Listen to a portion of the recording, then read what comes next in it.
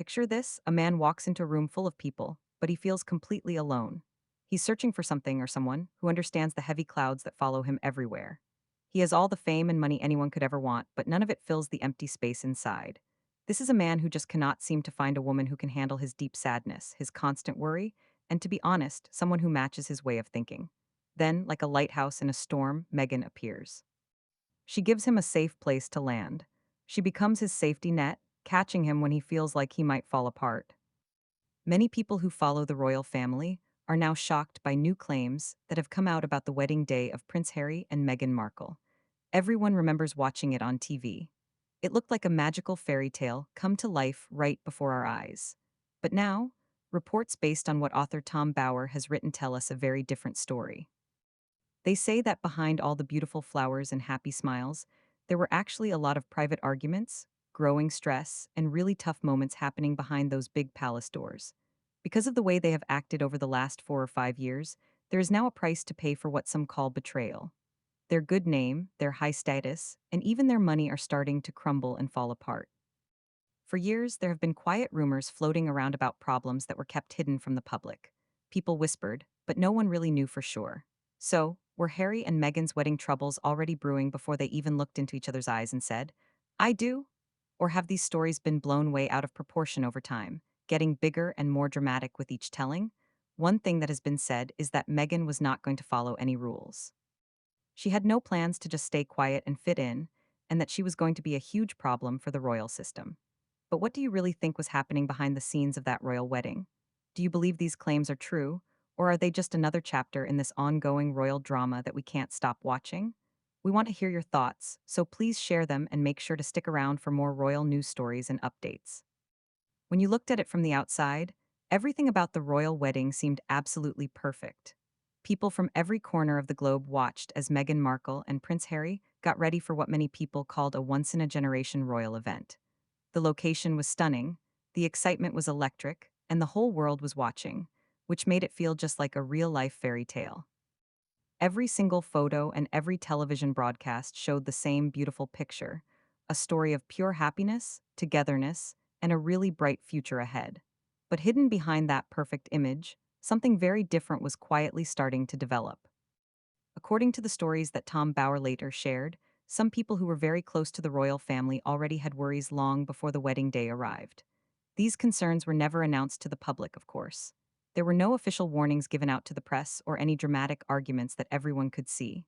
Instead, there was just this quiet, uneasy feeling that something was not quite right. It was kept as a private matter, carefully controlled, and rarely talked about in the open. The people who had spent years working inside the royal institution believed they had seen enough to notice certain patterns. What they were seeing just did not fully match the happy picture that was being shown to the rest of the world. It was never just one big event that caused all this concern.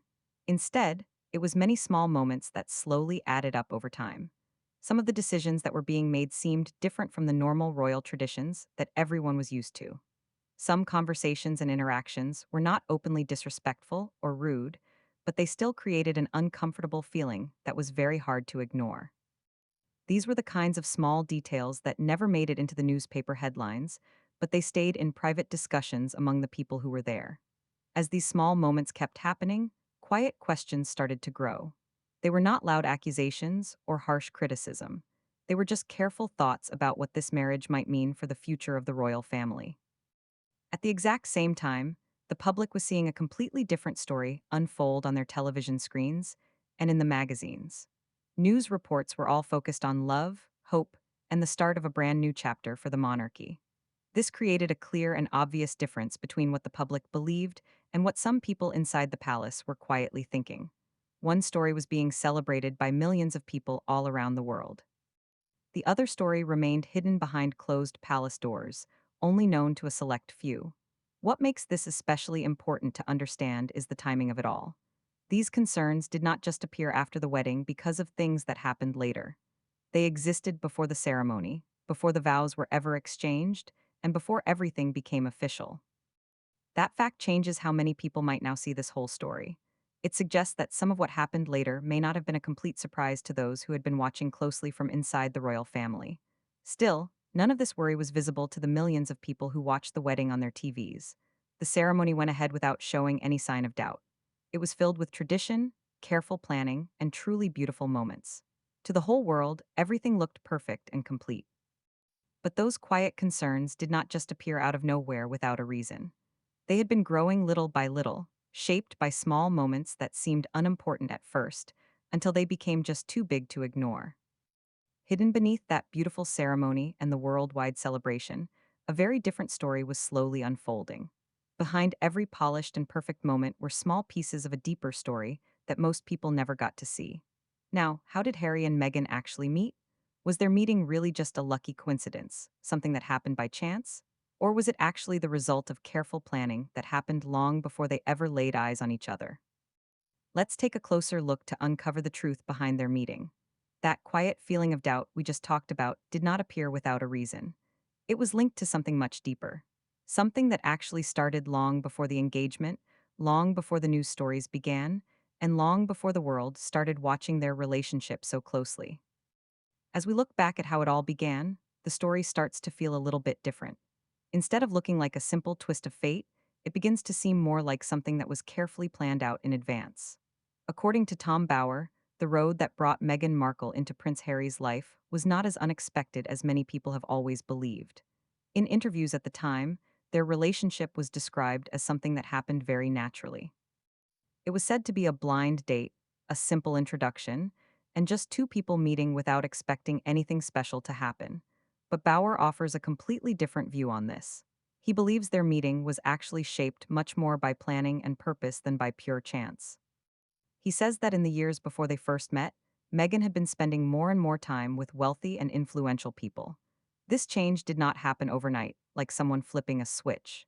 It happened slowly and with a clear sense of direction. After the end of her first marriage around 2013, her goals seemed to change quite a bit. The people she surrounded herself with and the social circle she moved in began to reflect a stronger interest in wealth, status, and worldwide recognition. With each step she took, she appeared to get closer to a world where knowing the right people was just as important as having the right opportunities. When you look at it this way, her introduction to Prince Harry becomes even more important and interesting. Bower claims that before they actually met in London, Meghan had already learned a lot about Harry. She did not only know him as a famous prince that everyone recognized, she also knew about his personal interests, his beliefs, and the causes that meant the most to him. Africa, wildlife, conservation, and charity work were all major parts of his life. According to Bauer, these were not just small, unimportant details. They were carefully understood and studied before the relationship ever really began. What makes the story even more interesting is how smoothly everything seemed to happen after they first met. They appeared to connect almost immediately, like they had known each other for years. Their chemistry seemed real and powerful, and from the outside, their relationship looked genuine and almost certain right from the very beginning. But when you look at that quick connection alongside the earlier timing, the preparation, and the growing social connections that Bauer describes, the simple love story becomes much harder to accept without asking some questions. Everything seemed so easy and almost meant to happen as their relationship grew stronger with remarkable speed and confidence. So, why did Meghan and Harry's romance move so fast? Why did their love story shock the royal family so much? Let's take a closer look at this part of the story. After they met, everything started moving very, very fast. What began with just one introduction in London quickly grew into something much deeper and much more serious. To people watching from the outside, it looked like an instant and incredibly powerful connection. It seemed like two people who were completely sure about each other from the very first moment. That meeting that may not have been chance, that quiet uncertainty we discussed, did not simply exist on its own. It was connected to something deeper. Something that began long before the engagement, long before the headlines, and long before the world was invited to witness the story unfold. As attention shifts backward, the origins of the relationship itself begin to take on a different tone, one that feels less accidental and more deliberate. According to Tom Bower, the path that led Meghan Markle into Prince Harry's world was not as spontaneous as it was often presented to the public.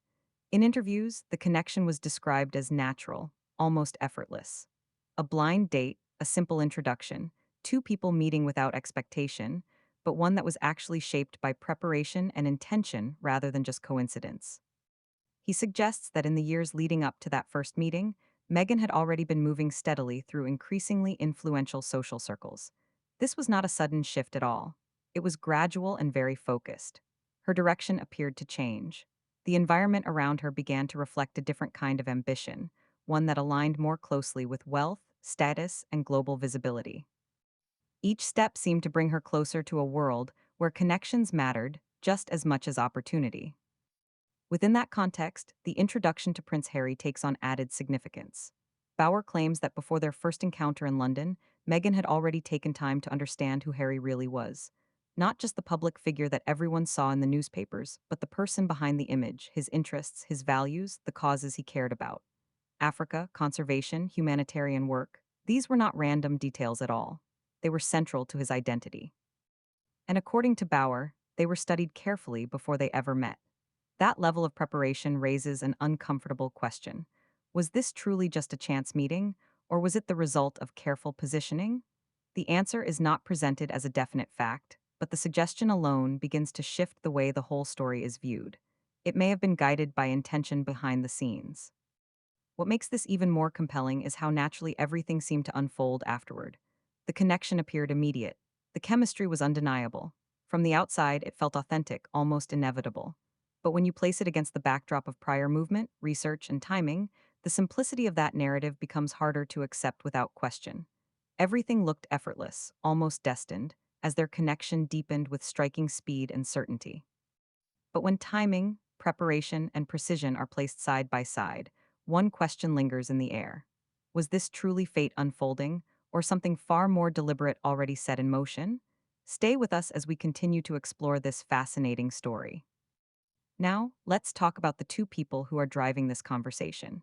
Before getting into what has actually been claimed, let's delve a little into the person making these claims, because that matters enormously in terms of how seriously the arguments deserve to be considered. Tom Bower did not start his career writing about the royal family. He built his reputation over decades by working through subjects that included powerful media moguls, politicians, and business figures who had significant resources and motivation to push back against uncomfortable scrutiny. He goes directly to the people who were present. He builds the account from the inside out and lets the sourcing carry the argument rather than letting assertion do the work that evidence should do. He does not write from the outside, looking in at a subject he does not have access to. He writes from the conversations he was able to have with people who were actually in the room when things happened. His book carried the weight it did when it landed in March 2026. Within days of release, that kind of commercial response does not happen through marketing alone. It happens when a book touches something that a large number of people have been waiting for someone credible and accountable to address in print with their name on the cover. Lady Colin Campbell, on the other hand, operates in a different way, but carries her own kind of authority in this space. She has spent years building detailed, sustained arguments across television appearances and online platforms that draw audiences in the millions consistently. She is not an anonymous commentator. She uses her name, her title, and she can be questioned and held responsible for what she has said. And when she makes an argument, she attaches herself to it completely. If she turns out to be wrong, she has to answer for that. That kind of accountability distinguishes what she does from the ordinary background noise of royal gossip that fills comment sections and social media feeds. Between these two figures, a set of questions has been assembled that goes well beyond the usual territory of royal gossip and palace intrigue. It touches something much more serious in terms of documentation, timeline, and constitutional principle. And understanding exactly what those questions are is the only way to understand why this conversation refuses to close. What they are both saying about Harry and Meghan's children is what makes this story unlike anything else in modern royal coverage. So, what exactly are they saying, and why did it spark such a devastating reaction? A connection that intensified at unusual speed, and then once they met, everything began to move with striking speed. What had started as a single introduction in London quickly turned into something far more intense, far more consuming. To those watching from the outside, it looked like a powerful and immediate connection. Two people finding certainty in each other without any hesitation. But beneath that surface, the pace itself began to raise quiet questions. To Tom Bower, the relationship between Meghan Markle and Prince Harry did not follow the slow and measured path often expected within royal life. Instead, it accelerated very quickly. Emotions deepened fast. Decisions followed closely behind. Within a short period, Harry appeared completely invested, not only emotionally, but personally and mentally as well. He spoke openly about how certain he felt, how quickly he believed he had found the person he had been searching for his whole life. That level of certainty so early on became a defining feature of the relationship. It gave the story a sense of intensity that was difficult to ignore. There is a term used to explain a pattern where affection, attention, and emotional connection are expressed in overwhelming amounts at the beginning of a relationship. It creates a powerful bond, one that can feel genuine and undeniable, but also one that forms very quickly. In this case, that rapid emotional build seemed to draw Harry in completely. His responses reflected deep attachment that was formed in a relatively short time. The relationship became central to his whole world. Plans were discussed early on. The future was imagined almost immediately. From the outside, it felt like a modern love story moving at its own fast pace. But inside royal circles, where caution and tradition often guide every decision, that pace stood out as unusual. There were also subtle suggestions of urgency that people noticed. Not pressure in an obvious sense, but a steady movement toward commitment that left little room for pause or reflection. Conversations about the future, about life choices, and even about timelines appeared to happen earlier than anyone expected. The relationship did not linger in uncertainty at all. It moved forward with a clear and definite purpose.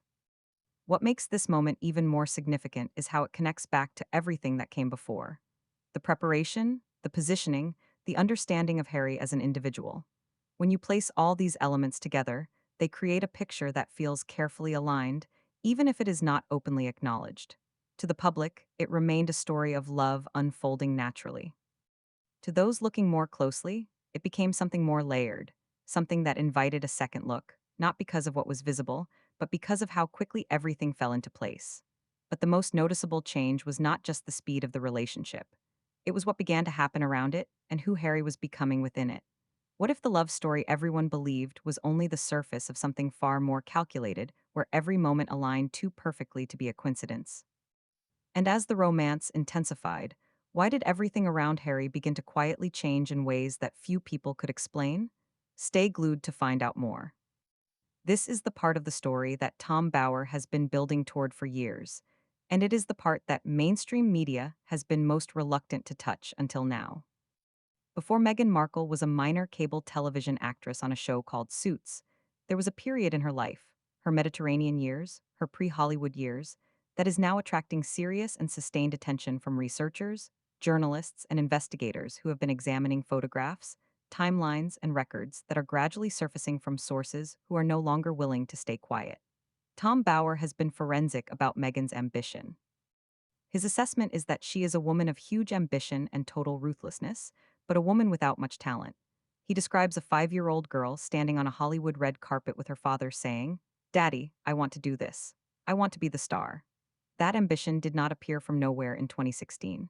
It was there from the very beginning, and it drove decisions and associations throughout her adult life that are now becoming visible to everyone.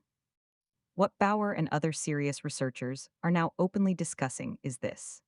Ambitious women in Hollywood who want access to powerful rooms have always found ways to get into those rooms.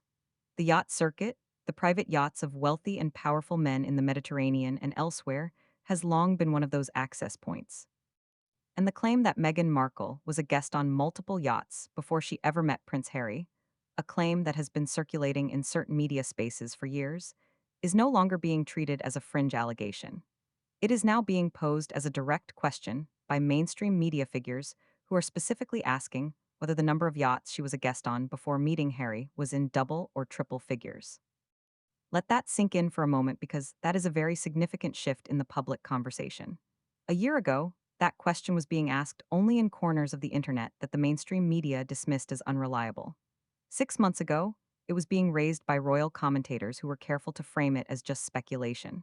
Today, it is being stated as a starting point, not a question of whether she was on those yachts, but a question of the scale, double figures, or triple figures. That is not a question that treats the underlying claim as unproven. That is a question that treats it as established and asks about the magnitude. And the people asking that question are not anonymous bloggers. They are recognizable, credentialed figures in the media landscape who clearly believe the evidence has reached a threshold where the question can no longer be deferred or ignored. And the photographs are part of why. Pictures that researchers describe as placing Meghan in specific contexts on specific vessels with specific individuals whose names, when connected to hers, raise questions that the official Sussex narrative has never been asked to answer. And then there are the photographs, pictures that, according to researchers who have been tracking this story, place Meghan in contexts and with individuals that raise questions she has never been asked to answer publicly. Tom Bower has documented how much of Meghan's pre-Harry history appears to have been systematically removed from the internet, scrubbed, as some researchers put it, long before the public ever knew who Meghan Markle was. Which brings us to the Soho House meeting. The official narrative is one of the most successful pieces of mythology in modern royal history. Two people meet by chance through a mutual friend. They fall in love. It's a fairy tale. The end. Except Tom Bower and serious researchers have been asking for years whether that meeting was in fact engineered deliberately, carefully by people with serious money, serious connections, and a very specific interest in placing Meghan Markle in front of Prince Harry. The name Marcus Anderson keeps coming up in this context. He is a well-connected member of the Soho House set, someone who has remained extraordinarily, inexplicably close to Harry and Meghan long after virtually everyone else in their social circle has been ghosted, discarded, or publicly denounced. Tom Bower himself has noted that Meghan is quite ruthless in dropping and dumping people and then very publicly castigating them. She has a very long list of people she has ghosted. So, why has Marcus Anderson survived that call? Why is he still in their orbit years later when so many others are gone? That is a question worth sitting with and thinking about carefully. Because in any investigation, whether journalistic or legal, the person who survives the purge is always the most interesting person in the room. Tom Bower did not just write a book about Harry and Meghan. He opened a door, and through that door, people are now walking, asking questions that should have been asked years ago. His method has always been the same. He follows threads. He documents contradictions. He does not accept the official narrative uncritically, and he does not allow discomfort or legal threats to stop him from publishing what his research reveals. His entire career has been built on exactly this approach. He is forensic, patient, and fearless in his examination of powerful people who believe their narrative is too strong to be challenged. And what makes Tom Bower particularly significant in the Sussex story is that his audience agrees with virtually everything he says almost universally, except for one point, his suggestion that Catherine, Princess of Wales, felt threatened by Meghan Markle. On that point, the pushback from his own audience was immediate, fierce, and almost unanimous. And I think that pushback tells us something really important. Because here is what Catherine actually felt. Not threat, but fury. The particular fury of someone who has earned something watching another person try to take a shortcut straight to the reward without paying any of the cost. Think about what Catherine has done. She has spent over a decade doing the patient, invisible, unglamorous work that actually holds an institution together. Showing up on cold days in Colchester, opening hospitals in Stockport, doing the work that never makes the front page, but is the very foundation of what the monarchy actually is. She sacrificed her privacy, her freedom, and her spontaneity for it. She survived public humiliation and press intrusion and family drama for it. She understood before she was 20 years old what it would cost her. And she paid that cost every single day without complaint. And then Meghan Markle arrived and made absolutely clear, from almost the first week, that she had zero intention of doing any of that. Tom Bower has documented this comprehensively. Meghan was furious that she and Harry were living in a smaller house at Kensington Palace. Meghan believed, and Tom Bower has been explicit about this, that she should be the future queen. A woman who had been in the royal family for just 5 minutes believed she deserved the position that Catherine had spent a decade preparing for. That is not a threat. That is an insult. And Catherine saw it for what it was within weeks of meeting Meghan. Not an arrival, but a problem, a serious institutional problem dressed in designer clothes. Prince William saw it too. He tried to warn Harry. He told him directly that it was not going to work. Harry did not listen because Harry, as Tom Bower has made clear, was caught. He was determined to marry Meghan for his own reasons, reasons that are becoming clearer as the full picture of how that relationship was initiated and cultivated continues to emerge. The wedding itself amplified that access. The presence of global figures, the scale of media coverage, and the attention from industries beyond the royal family all contributed to a moment that connected Meghan to a powerful international audience. According to this view, those connections were not temporary at all. They became part of a foundation that could be built upon in the years that followed. Deals, partnerships, and opportunities that emerged later begin to look less surprising when placed against the backdrop of that moment. This raises a question that sits right at the center of the whole narrative. Was the relationship simply a personal bond that led naturally to marriage? Or was it also part of a larger plan shaped by long term goals? The suggestion is not presented as confirmed fact, but it introduces a level of complexity that is very difficult to ignore. It invites a completely different way of looking at the choices, the timing, and the outcomes. What makes this claim particularly striking is how it reframes everything that came before. The preparation, the rapid connection, the shifting social circle, the carefully constructed image. Each element begins to feel connected as though part of a broader movement rather than just isolated moments. And if that perspective holds even a fraction of truth, then the story of the royal wedding is not just about what the world witnessed that day, but about what was quietly set in motion beyond it. So, what do you think? Was the royal wedding a genuine love story or a carefully shaped illusion hiding deeper truths and shifting loyalties? We would really like to hear your thoughts in the comments below.